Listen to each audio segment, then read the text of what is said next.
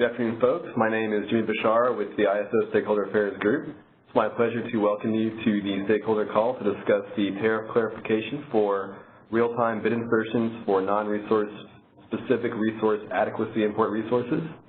At this time, I'd like to introduce my colleagues in the room with me here today, beginning to my left. Chris Devin with ISO Policy. David Zlotlo with ISO Legal. Thanks, folks. As a friendly reminder, all calls and webinars are recorded for stakeholder convenience, allowing those who are unable to attend to listen to the recordings after the meetings. Recordings will be publicly available on the ISO webpage for a limited time following the meetings. Of course, the recordings and any related transcriptions should not be reprinted without ISO's permission. And lastly, of course, if you have any questions in the room, please raise your hand by pressing #2. And for everyone, of course, we ask that you please state your name and the company that you represent. Without further ado, I'll hand it over to Chris. All right, thanks, Jimmy. Welcome, everyone. I'm Chris Devin with ISO Policy. I'm going to be going through the slides today with everyone, and David will be here for support. So if you have any questions at any time, as Jimmy noted, please go ahead and raise your hand with the phone system, and then we will go to those questions as they come up. So the purpose at a high level for today's discussion is to go over two clarifications or updates to the RA provisions in the ISO tariff that we've identified that requires some attention, trying to get our implementation in alignment with our current tariff provisions. So these are, number one, updating the provisions to cover the real-time market bidding generation or bid insertion for non-resource specific system RA resources or imports. So I'm just going to keep using the term NRS-RA import resources. So again, this is only dealing with the non-resource specific RA resources, RA import resources, excuse me. And then the second item is to clarify the existing provisions that require that RA resources must remain available through real time. And this is also related to these NRS-RA resources and the similar issue related to this clarification we want to make. Okay, so I'm going to go over the next couple slides, and then I'll pause for questions on the phone. But if you have anything, please jump in the meantime. Okay, so the clarifications we're attempting to make through this effort are related to some minor changes related to the RA bid generation for NRS-RA import resources. Currently, we've identified that the implementation of that bid insertion for these NRS-RA import resources does not align with our current tariff provisions. And so we have been reviewing how to address this, and we actually have determined that our initial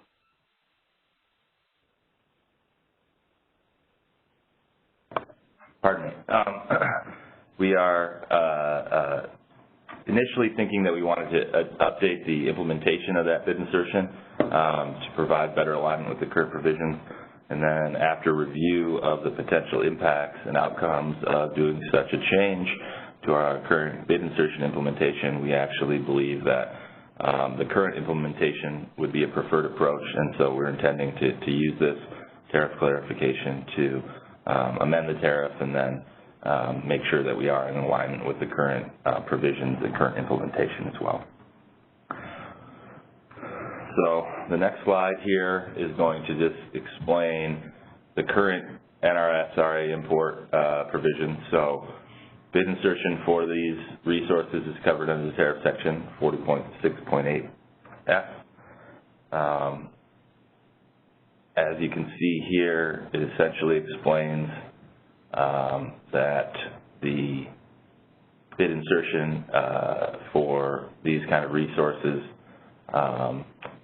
is going to have to be in the RAIM assessment hours and goes up to the entire amount of that RA capacity.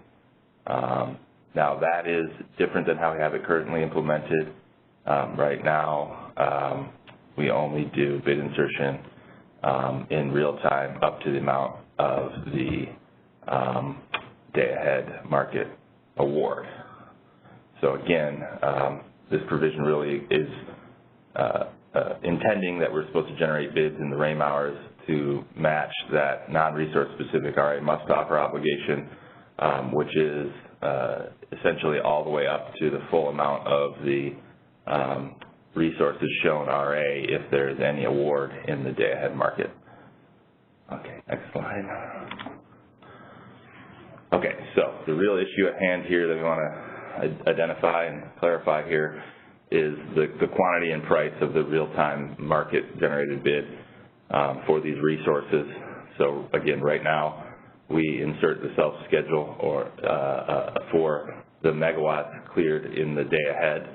Sorry, that was a misstatement by me on the prior slide. It's not a generated bid, but we insert a self-schedule. And so the tariff appears that you have to actually generate an economic bid up to the full amount of the RA capacity if there's any amount of day-ahead market award. So what we're thinking is we could either change the cyber system to align with that and actually insert the bid for the full amount of RA, and that was what we were initially exploring because it would be a relatively minor implementation change to our cyber systems. But after review, we believe that there's some potential reliability impacts or other unintended consequences that we believe merit simply making an adjustment to our tariff to align with how we have it implemented today. Okay, let me go over the next couple slides, then I'll pause for questions. So some of the reasons why we want to do this clarification and align where we would only continue the current implementation is essentially because of the potential impact to the real-time market where there could be awards for these non-resource specific RA imports that are not actually tagged or delivered. And so if we expect that those megawatts that were awarded actually are delivered, but they might not really be materialized and actually be delivered, then we might have some reliability concerns with that. The resources at sea might not even actually have planned on really delivering additional amounts of energy in the real time above their day-ahead award, perhaps. And so that also leads us to potential reliability concern if we think that we have to take some out-of-market actions that could have price impact or increased cost for load. And lastly, on next slide here, the other concern that's related to the efficient use of the transmission system we wanted to note is that if we do this NRS-RA bid insertion up to the full amount of megawatts in the real time, then there's a potential that if we award that energy for these imports that doesn't actually get delivered, then it could go unused or underutilized, and it's just an efficiency issue there. We don't want to lock up use of the transmission system because we have these bid insertion all the way up to the full amount of megawatts that may or may not actually really be intended to be delivered. So I'm going to pause here, see if we have questions on all that. I know that was a lot. We can go back through other slides if we have any questions on anything I covered so far. Thanks, Chris. As a reminder for folks, please push #2. Sorry, Lauren.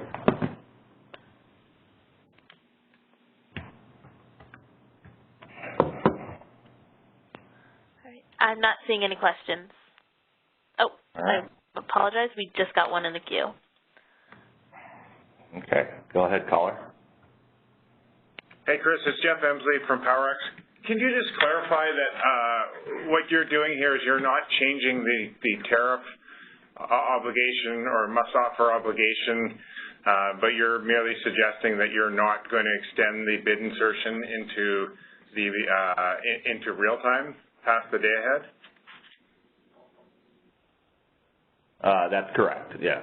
Yes, that's a fair statement. Yep. So we're not trying to change the way that the must-offer obligation is applied to these NRS-RA import resources. We're simply just trying to align the tariff with how we have it implemented right now, which again is only to do that self-schedule of the day-ahead market if folks don't include that real-time bid.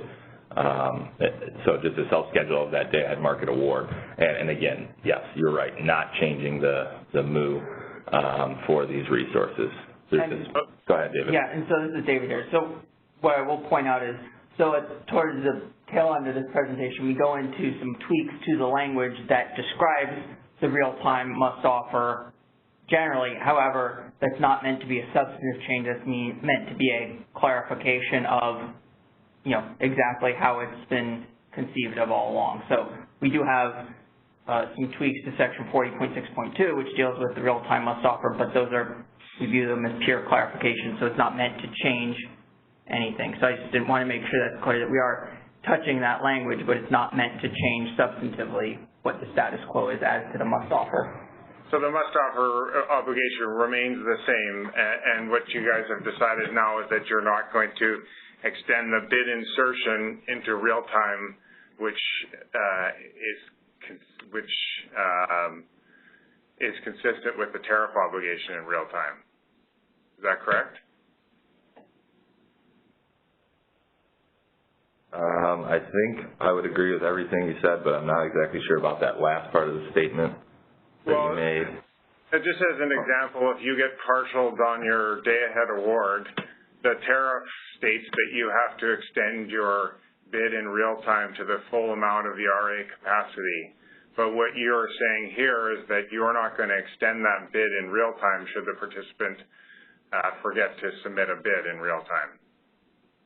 Is that correct? That's right. That's correct. Yes. Yeah, the basic point to drive home for you and really for everyone here is that we're being very clear here that the must-offer obligation and the generated bid that the ISO produces are not going to align in all cases.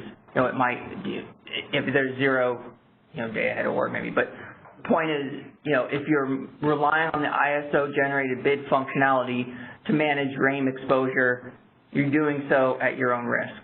And the next couple slides will actually go over that in a little bit more depth as well. To touch on. Yeah, I did have one comment there. I know you're going to touch on this in the next few slides, but by not enforcing the real-time bid insertion consistent with the tariff obligation, it seems a bit counter to the objectives of the RA enhancements. Our understanding of the RA enhancements are striving to ensure that the RA fleet is deliverable, backed by firm physical supply. So, I guess I think I would just ask that maybe it was considered through the lens of the RA enhancements. Yeah, no, that's a fair question. I think my feelings on that would be generally we're trying to make sure that we have this tariff alignment right now up front because the RA enhancements could take a little while before we get that, completed through the stakeholdering process and then filed at FERC and approved and all that. And, regardless of the timing on that, I think we are considering how we may want to update some of the provisions around imports, import RA generally, and particularly these non-resource specific import RA resources. And so I think any kind of broader changes like an additional, real-time MOO for all these resources regardless of their day-ahead awards or anything like that, or other types of protections we might want to put in place through RA enhancements will be covered in that initiative. And I think that we have been trying to contemplate this. Perhaps this might go in a different direction a bit than the intent of some of those proposals that we've made prior in the RA enhancements initiative, but we're still under development there and really thinking hard about what we need to do to ensure some of those things, like you stated. We do feel that that's important, but we want to make sure that we can get our tariff in alignment right now up front. So that would be my initial response to that kind of a concern or question. Okay, yeah, thank you for that. That makes sense. I just wanted to flag that for further consideration in the RA enhancement stakeholder process. Yeah, and we will definitely take note of that and try to, make sure that we stay coordinated with any changes we have even if they are a bit counterintuitive. But yeah, I think that broader discussion will happen at the RA enhancements, and we do hope that that will hopefully give us some additional certainty that those are real and reliable import resources that we're getting. But let's keep going through the slides for now. You could jump back in with some additional clarification if you need anything on that. Let's go through the next couple slides and see if there's any other questions. So these next two slides I want to touch on just explain exactly what we're really trying to do here, what the current status quo is for the tariff and implementation. So the first one is on the day-ahead market. So again, day-ahead market bid generation for NRS-RA imports. Right now, CAISO submits generated bid in the day-ahead market in the RAIM assessment hours up to the amount that the resource has been shown for RA. If it does not actually bid up to that full amount or have an RA outage in the outage system. So that's the current status quo on both the tariff and how we have it implemented. Okay, next slide. And then this is for the real-time market. So our real-time market bid generation for these NRS-RA imports we're going to explain here is the current status quo of how we have it implemented, but how we're intending to really change the tariff. And again, so this is just really kind of reiterating what we said before earlier, but just including it, verbiage here on the slide as well. The CAISO will not submit any generated bids for NRS-RA resources in the real-time market. We will do the self-schedules of whatever is cleared in the day-ahead market if there's not any rebids in the real-time market for those awards from the IFM. And again, the self-schedule insertion is really just general rules that we have for when a resource is not rebid from its IFM award. And we're not going to have any additional bid insertion up to the full amount of megawatts because of how we have it currently implemented, and then some of those reasons that I explained earlier that we had concerns with possibly doing that without having other protections in place, kind of to the point that was raised by PowerX as well about how we need to consider this and further in the RA enhancements. So I think that'll be a more holistic approach to look at this, but that's why we think it's okay to make this change right now. And the final big bolded point here we wanted to make is that due to this change, bid insertion, bid generation will not actually align with RAIM exposure, will not cover an RA resource from RAIM exposure. So if you are going to rely on bid insertion to manage your RAIM exposure, you're doing so at your own risk, and there's possibility that you may not have bids in during those RAIM assessment hours if you're not careful with this. Okay, so the next couple slides we have, the next slide we have is the red lines on this section here. So I'm just going to throw this up and then pause and see if we have questions from the callers at all. And it could be about any of the details that we have here that we've discussed so far, or anything specifically on these red lines. I would note we also have posted the full red line of the tariff that we have intended here on the ISO's webpage. And Jimmy, remind me, is that under the miscellaneous section? Thanks. On the miscellaneous stakeholder page? Yeah, there we go. Miscellaneous stakeholder initiatives page. So let me check for callers. Any questions? We have 2 callers in queue. Go ahead. Hey Chris, it's Carrie Bentley from the Western Power Trading Forum. I got a little confused by the conversation you just had with PowerX. Are you saying there is a must-offer obligation for non-resource specific imports beyond their IFM or RAC schedule?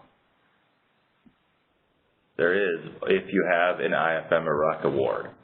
So that's the part in the second part of the call that we'll go over actually right after this slide, where we're talking about the needed clarifications for the term remaining available, or the phrasing of remaining available, which essentially requires right now, the tariff requires that if you have any amount of any amount of day-ahead market award, IFM award on a non-resource specific RA import, then you have to rebid for the full amount of that in the real time. I see. Okay, so you're changing, clarifying them. Yeah, and Carrie, just so you're aware, that part is a bit unclear because we simply say remain available. So we think that that's one of the reasons why we wanted to make that other clarification so that it's much more clear what we actually intend by saying remain available to the ISO. Sorry to cut you off. Go ahead. So is that you're changing 40.6.4.1, or maybe I'll just wait. I'll wait until you go through that, and maybe that'll help me. Yeah, that's the next section. Yeah, that's the next section. 40.6.2.A is the stuff that we're proposing to change on that one. But well, let's table that for right now. Get the next caller, then we can come back to you. Go ahead, David. Right. So what's up on the screen right now is, well, it says right there, 40.6.8 subsection F. 40.6.8 is generally the tariff section that talks about bid generation. Then F is the specific one that hits NRS-RA resources. So that's where we are now. And then it always has referred back to 46.1, 46.2, which deal with the day-ahead and real-time obligations. So they just sort of refer back to the general obligations for the NRS-RA. I guess I was confused why it didn't refer back to 40.6.4.1, which is the overall, where it talks about, it has a specific sentence that says, except as defined elsewhere, it's up to your IFM schedule and RUC schedule. But I think I'm just not understanding your changes, so I'll wait till you go through the next section. Thanks. Okay. Yeah, and I guess I would just respond to that. I think that that's more of the general part that we were talking about, why we would still do, self-schedule insertion, self-schedule insertion up to the IFM award. That's the part that you were just mentioning, Carrie, I believe. And so I think this one is trying to deal with the more specific provisions related to the NRS-RA imports. But let's keep moving on to the next question, then we'll have more discussion on that on the following slides. So go ahead with the next caller, operator, please. Hi, Chris and David. This is Weizhou from SCE. I just have a couple questions on this section. Sure. The first one is about the new language about Section 30 call for bid insertion, like a generally applicable bidding rules in Section 30. I think the Section 30 itself is a big section, a lot of subsections. Do you have a specific, like a section number and a Section 30 that talks about this?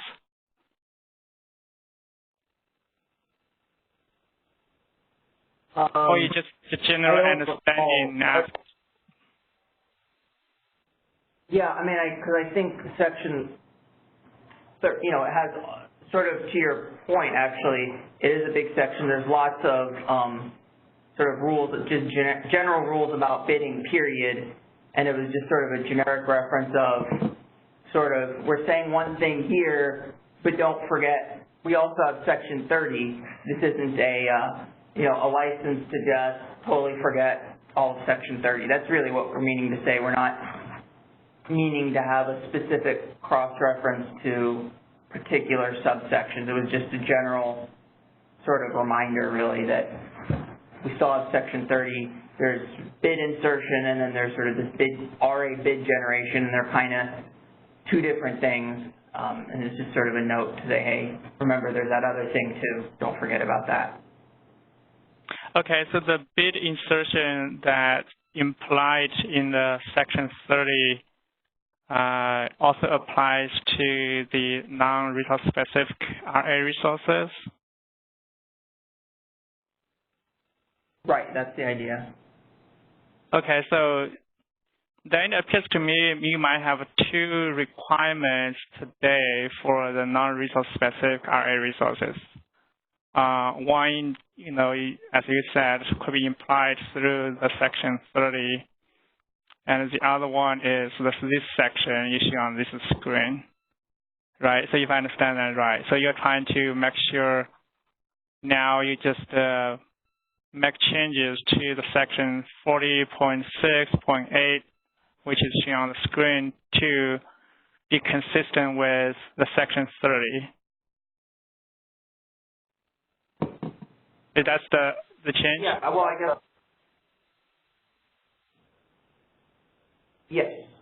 So the idea is that once you get into real time, as to the ISO putting in a bid on behalf of a resource, you purely are going to be looking at section 30, and whatever it says there, go with that. Okay. Yeah, it might be helpful if Kaiser can provide a little bit more details on section 30 about general bidding insertion. I think. Right. Is your yeah. Basically, you're looking for more specific cross-reference. Is that it? Yeah. Yeah. Because it's, I'm trying to see if this bidding insertion is just a general practice or is the current tariff requirements. Because some things will probably be in the BPM or be in the tariff. But I'm trying to get a more clear idea on whether this is a general practice or it's the current tariff requirements. So that's it. Yeah. So one point that I guess I'll make is that the section 30 stuff about bid insertion, that's not an obligation on the scheduling coordinator. That's something for the ISO to do. So it's not, today I think if you have a day-ahead award, not RA, just the generic sort of market rules, we insert a self-schedule if you don't, cover that again in the real-time bid.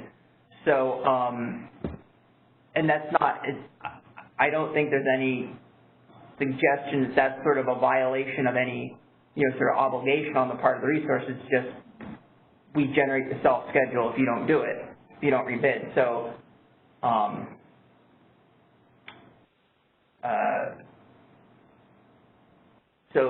right, it's a little different in the RA context where we're talking about RA bidding obligations, and it's, so it's a little bit different, but I don't know if that kind of is a distinction that's really meaningful for your question. Yeah, I think you answered my question. I think I appreciate the clarification. Now I think I better understand the issue. Thanks. Okay, great. All right, great, thank you. Okay, let's keep moving along here to this next section, and then we will go over some additional discussion if folks need some more clarification. So the second item for clarification that we noted at the beginning was this remain available concept or phrase for real-time must-offer obligation for NRS-RA imports. So right now, again, 40.6.2 outlines that real-time must-offer obligation. And then as I just kind of tried to go through a bit with the response to Carrie's question, we currently have in the tariff that the resource must remain available to the CAISO through the real time, and must be available to the CAISO through the real time. So those kind of phrases are interpreted to say that they must bid up to their full amount of RA capacity if they've had any day-ahead IFM award, day-ahead or RUC award.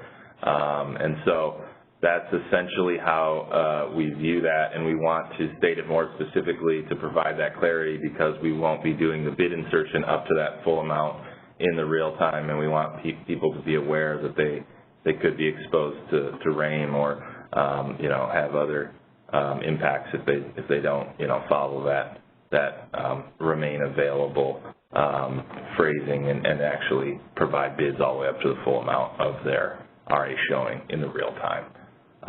So let's go to the next slide.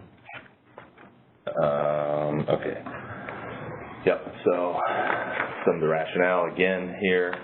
We're trying to make sure that the real-time market must-offer obligation matches the actual, must-offer obligation in the IFM for the amount or the quantity of megawatts that's described under Section 40.6.2. So there's two specific sections we want to try to update here that we have in red line on the slides, the following couple slides. The first one being the short start, medium start resources must cover their full RA quantity, irrespective of whether or not they have got a 0 IFM award. And then for all other resources, they have to cover their full RA amount as long as there is a non-zero IFM award. And then this last bullet here, the RUC exception in the proposed language is acknowledging that obviously the resources can't submit a RUC bid in real time because the RUC is only in the day-ahead market, or the IFM, so that's just the intent there in the language. Okay, so let's go to the next slide. So this is the first slide of the proposed sections under that general requirement, 40.6.2a. And then let's go to the next slide as well real quickly here. And this is the one where we talk about the short start and medium start units, the edits to the section 40.6.2b. So I'll pause here now and see if we have any other discussion questions on these sections. And why don't you just back up 2 more slides back to the rationale part. Yep, okay. Go ahead with any questions on the phone. Operator, please. Hi, this is Bonnie Blair for the 6 cities. Can we go back to the slide that talks about why you're not going to insert a bid for the difference between the day-ahead award and the full RA showing? Sure. One more. There we go. Yeah. Okay. So yeah. So when we. Sorry. Go ahead. Well, so I thought I understood when I reviewed the presentation earlier. I thought I got this, but the more we talk about it, the less I understand it.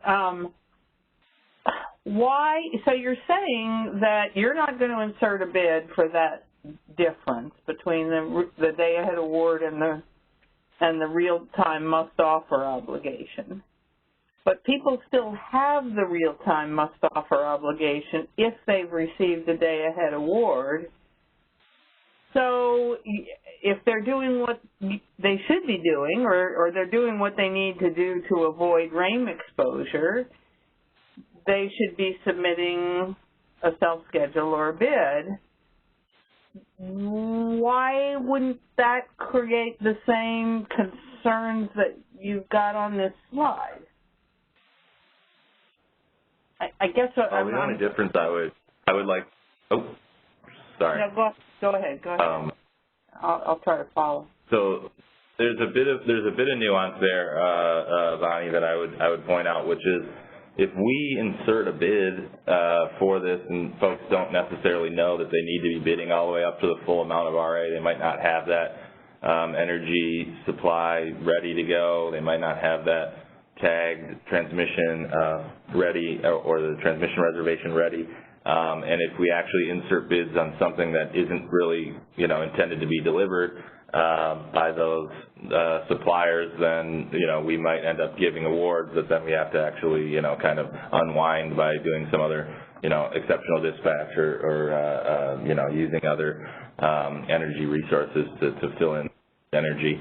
And I think the only difference really is just that, if folks are aware that they need to be bidding up to that amount, they should obviously not be bidding something that's not real or not, truly available. So they, should have sourced actual energy and transmission capability to get the import to the ISO. So that's really the major difference in why we're, taking this position and stating that we won't do the bid insertion up to the full amount, but that there still is obviously the remaining amount of megawatts needing to be bid as part of the real-time must-offer obligation. Okay, I guess that makes sense. But, I mean, is that not a problem with bid insertion generally? that you're... Perhaps, but well, there's a little bit of a nuance again in difference is that if it's an internal resource, they have transmission if they've, if they're a PGA, participating generator, that's on network service, then they don't really need to like secure that transmission ahead of time. So there's a little bit of a difference there on this. And I certainly understand your viewpoint or your question there. It makes sense. We figured we would get similar type of questions. So I think if we did the bid insertion, there could be situations where we did get awards that perhaps the SC wasn't really trying to deliver. And I would just go back to the kind of the broader overall discussion that was initiated by gentlemen from PowerX about this, being concerned with this actually happening. For import RA, it is a concern if we don't get what we're supposed to be getting from those resources in terms of, reliability and the benefits of getting that energy when we need it. And so those kind of changes to try to make sure that we can ensure that there are real import resources that are, truly dedicated to serving the ISO are going to really be covered more under that RA enhancements discussion in that initiative, and this one is really intended as clarification to kind of align the tariff with how we do things right now under our current implementation. Okay, I think I get it. Thank you. Okay, thanks for the question. Let's go to the next caller, please, operator. Hi, Chris, this is Mohan Nirola with CDWR, and my question is, in this example, let's say RA capacity is 100 megawatt and the day-ahead award for an NRS-RA is 50 megawatt, and if the real-time self-schedule is 50, the current RAM will take the worst in the real-time or the IFM. So does this mean that the real-time availability is considered 100%? Because the award is only 50 in the IFM, and so it sold 50 megawatt in real time. And it did 100% of its obligation in the day ahead. Yeah. I think that's correct. Mohan. But I'm not 100% sure on that implementation of that RAM availability provisions. But I think that that's correct. Could you just quickly repeat that scenario? I want to make sure I got all the numbers in my all the numbers correct. Yeah. So let's say RA is 100 megawatt, and in the IFM, the NRS-RA was got 50 megawatt award, and in the real time now it shows self-schedule of 50 megawatt. So the RAM will look at the worst in the IFM or the real time. IFM, it had bid of 100 megawatt, but in the real time, there is only 50 megawatt. So since it met obligation in real time, I assume that the RAM availability is 100% in the real time and also 100% in the IFM. Is that an accurate assumption? We can hear you now. Are you there still, Mohan? Yes. So is your question in that scenario then, is it seen as 100% available because it fully met the day-ahead obligation, or is it looked at as, 50% available because in the real time it only had a self-schedule for 50 megawatts where it was shown for 100 megawatts of RA for that, month or whatever? Right.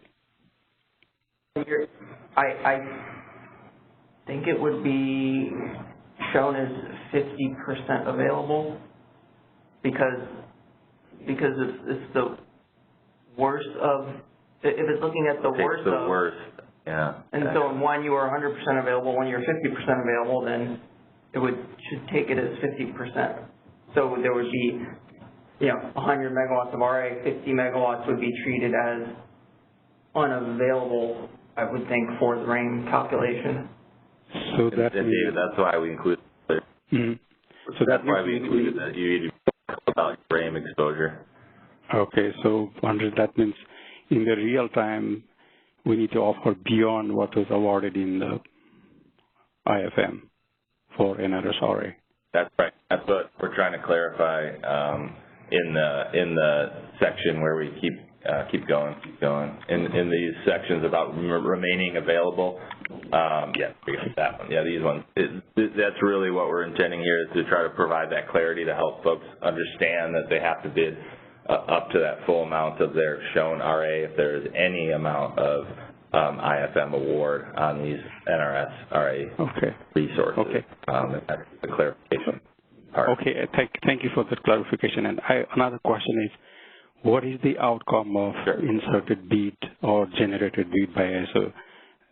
Will that force the resource to be available, or what is the outcome of the bid insertion? That's I'm trying to understand.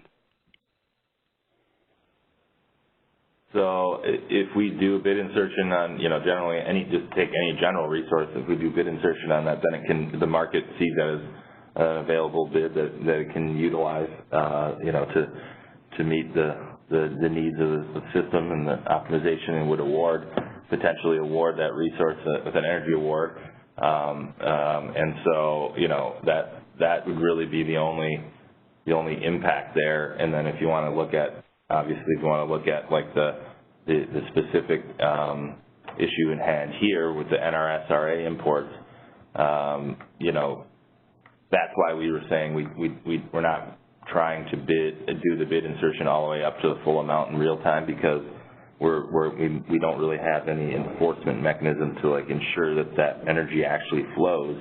It has to be lined up by the SC, and they have to have the transmission and the energy source from whatever source BA to actually flow to the ISO. So we could give them an award because we did this bid insertion, and they might not actually deliver on that energy. Now there is some financial implications of doing something like that, about that outcome, where you have to buy back your real-time energy award, and so there's some financial impact to them. And then there's the intertie deviation settlements initiative that we recently completed, and so there will be some penalty for folks if they don't actually deliver on that energy.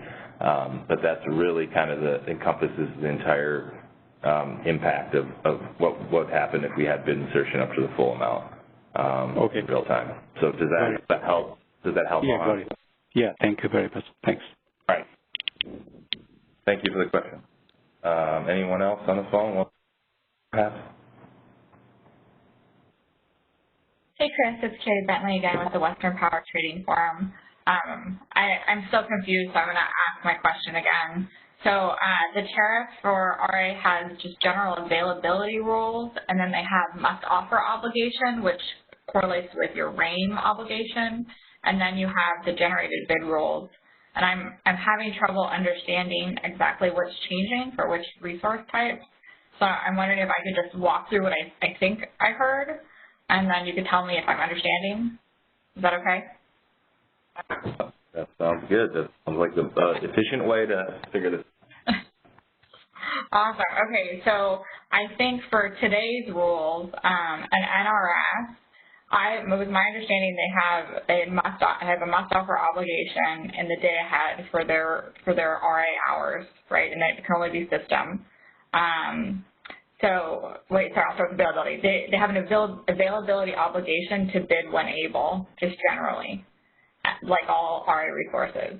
And then their MOO is that they have to bid specifically in those 5 peak hours for non-holiday weekdays, and that's what they have for RAIM. And then their generated bid is if they don't bid during those hours in the day ahead. Is that right? Yeah, but I think there's a little bit of nuance around subset of hour contracts outside those 5 RAIM hours, so they still have to bid during those. If it's like a 5 by 8. Yeah, they have to bid when able, right? And that would qualify. Yeah. Okay. So you did cover that part. Yeah, that's right. Yep. So I would agree with that, I think. Okay, and then so when you roll into real time, it was my understanding that if they got partially contracted in the day ahead for any of the hours, they had to rebid in or self-schedule, not just for that amount, but for their full RA amount in that specific hour. And that's their availability requirement. It's my understanding that their must offer requirement, though, is that they just have to offer into their day ahead of ROC schedule.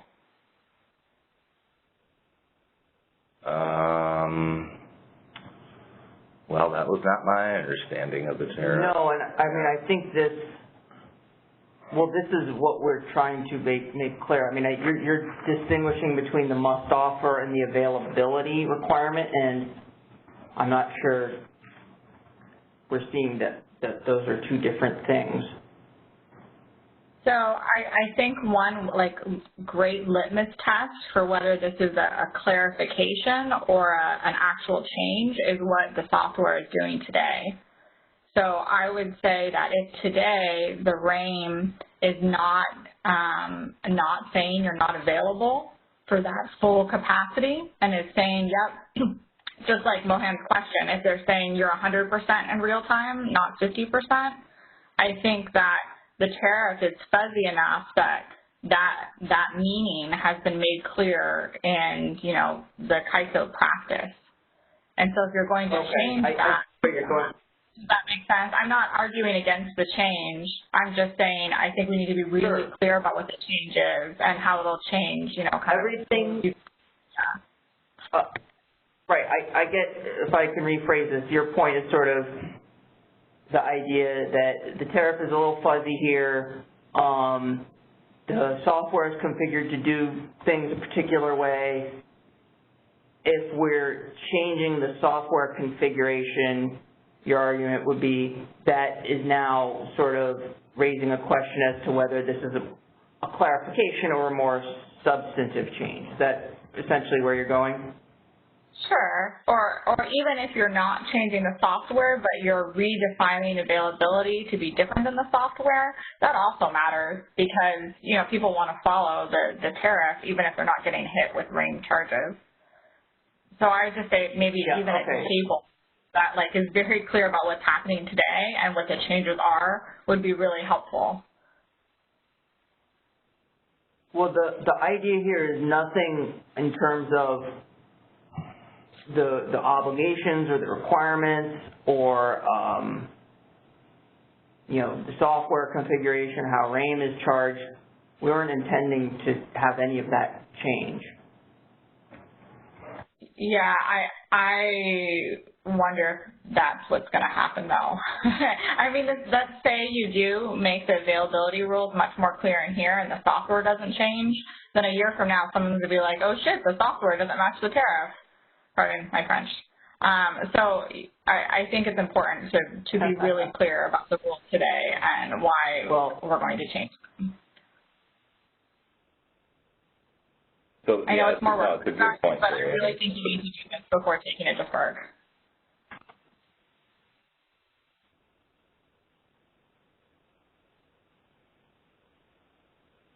Yeah. Okay, so Carrie, let me try to restate this basically again, just so we can all be on the same page because we're trying to have this little sidebar here about it. Essentially, what I would view is your comment in a different, in more precise language perhaps, is just that, hey, if right now you guys are considering, let's just take Mohan's example again, a 100 megawatt resource with 100 megawatts of the NRS-RA resource is shown for RA. In the IFM, it's awarded for 50 megawatts. In the real time, it's self-scheduled to, that 50 again. It doesn't bid all the way up to the 100 that has been shown that we're intending. It needs to do under this must remain available phrasing. And RAIM currently considers that is not fully available, that it's only 50% available. And I think you're asking, hey, do you guys know for sure if RAIM actually says that that's 50% available, or is that 100% available? And how is that really implemented? Yep. That's the question at the heart of it, right? Yeah, okay. Okay.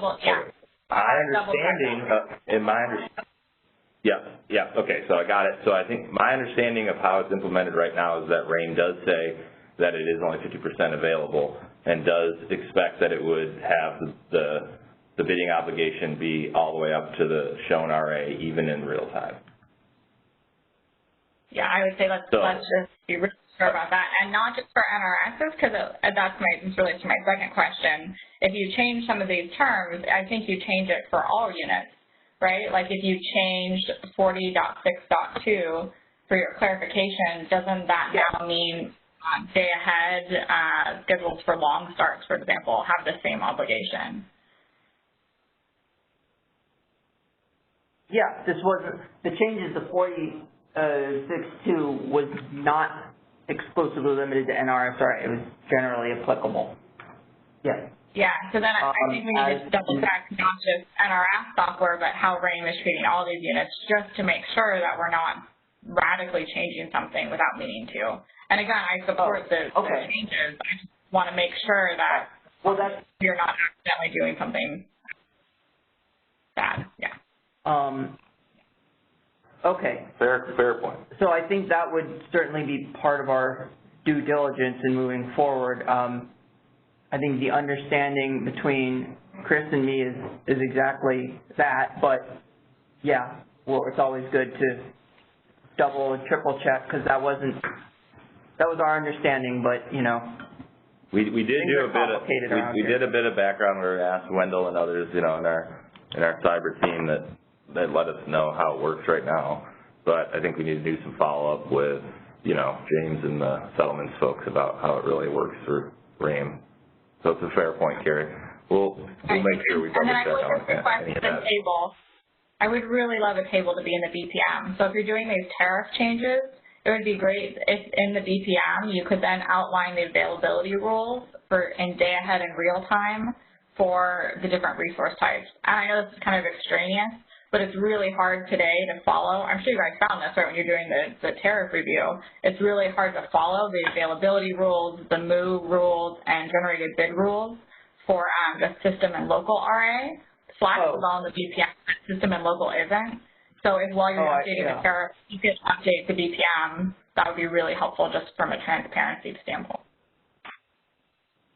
Yeah, I guess so it would be like a table like on the far, you know, left would be, you know, short start, medium start, long start, extra long start. Yeah, the way it's in there for the Flex RA right now. Yeah, okay. Yeah.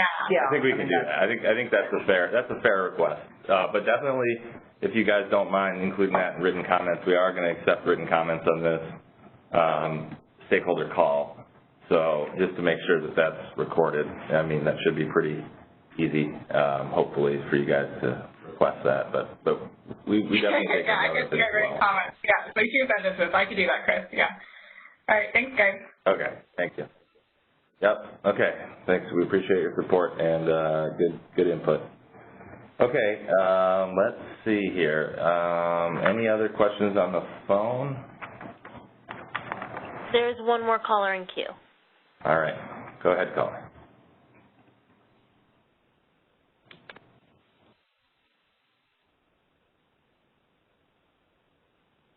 Caller, check to see if your line's muted. Can't hear you.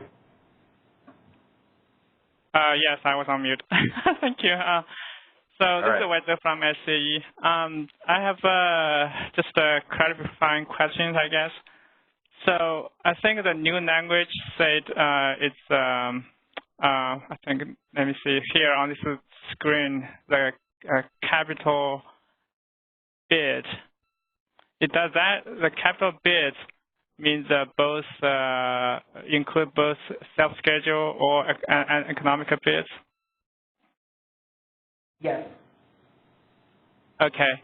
And also, I think probably this going back to page 9, I'm sorry, page 10, I think it related to the previous topic on the non-resource specific import. I think here you striked out the real-time market, but still have generated bids for the day-ahead market. So the capital term generated bids in the day-ahead market would include both self-schedule and economic bids. And I don't know how the CAISO submit generated bids today in the day-ahead market for the non-resource specific import resources. Can you clarify a little bit? Yeah, so that is you know, laid out in the tariff today. I believe it is, so this changes to section 40.6.8F, and I believe somewhere within 40.6.8, there's also like a page of material getting into the details of how the ISO generates bids for non-resource specific system resources providing RA. So I'm just trying to pull that up real quick. I can give you a site for that if I can get my computer up. But anyway, that's existing tariff. It's laid out somewhere in that general general area of the tariff. But more specifically to answer the question Wei asked, it would cover for self-scheduled bids in the IFM. We don't generate a self-schedule, but yeah, the generated bids are economic bids. Yeah. Okay, so the generated bid, economic bid. Okay. Okay, all right. The only time we do a self-schedule is that difference when we have in the real-time market. If you don't bid, then and you had an award in the IFM, then we insert a self-schedule for you.